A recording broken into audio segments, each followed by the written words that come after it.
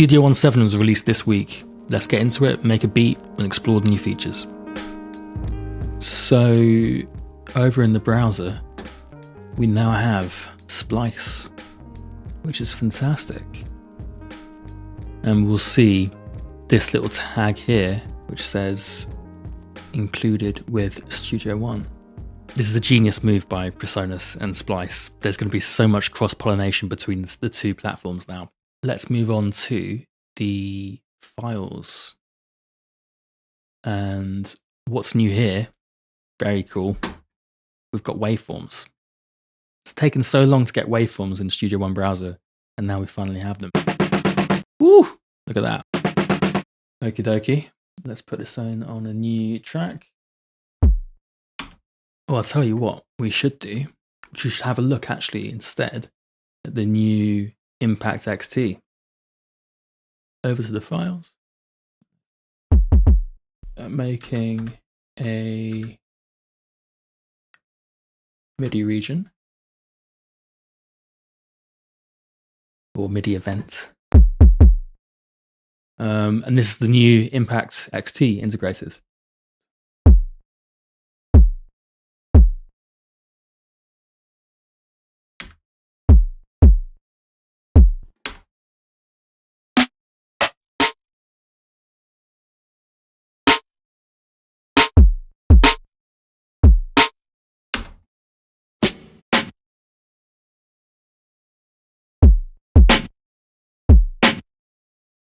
So this is the new loop function we have in Studio One. If we go to the lower half of the event, it becomes a loop.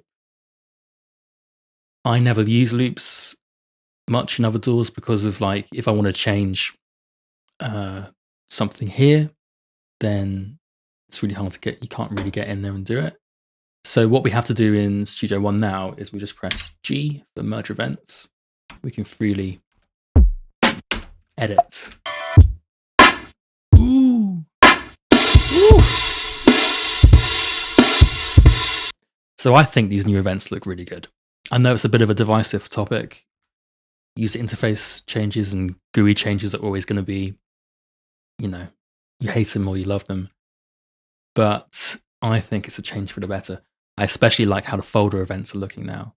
It's much cleaner than it used to be.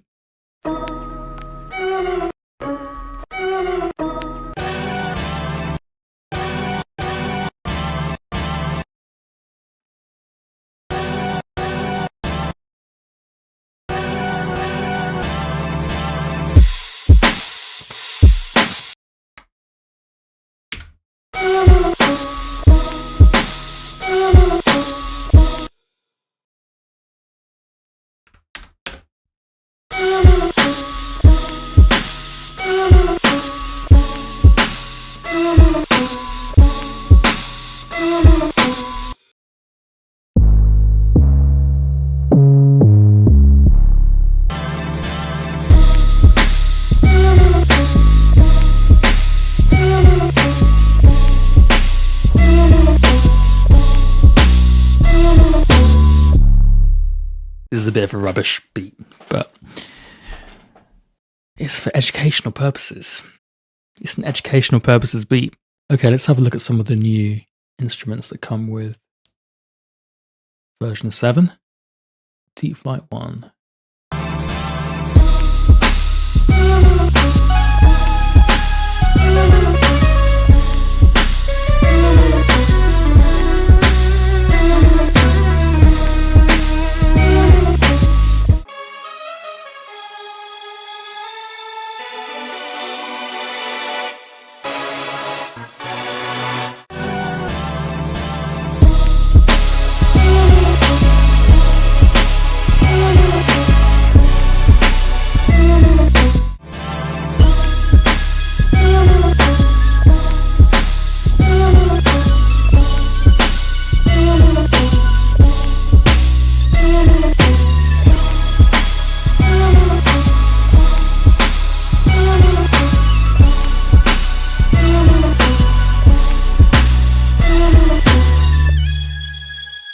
Cool, let's check out this new global transpose button.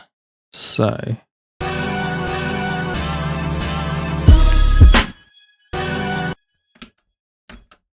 That hasn't worked. I can see that we don't have that on for certain things. So it comes by default off then. Follow global transpose. There must be an option somewhere to have that be the default to on. So let's press follow global transpose for those and for the bass.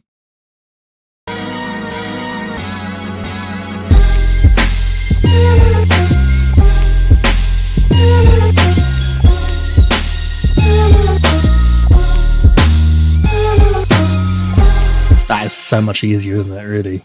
Come on.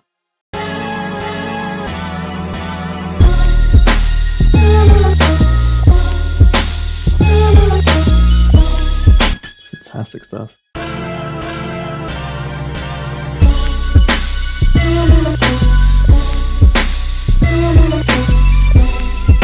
So another big feature of version 7 is the stem separation tool. Let's quickly print out the track we made.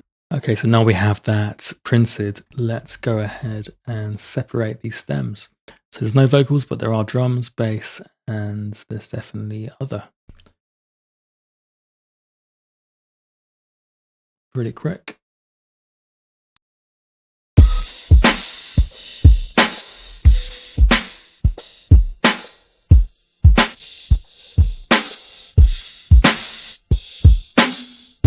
Not bad at all.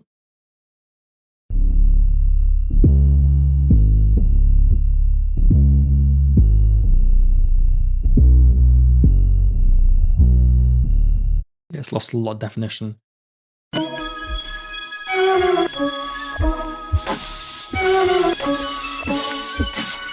We're getting that cymbal bleed coming through, but it's unusual that a track would have that cymbal all the time, so we can kind of forgive it, I guess.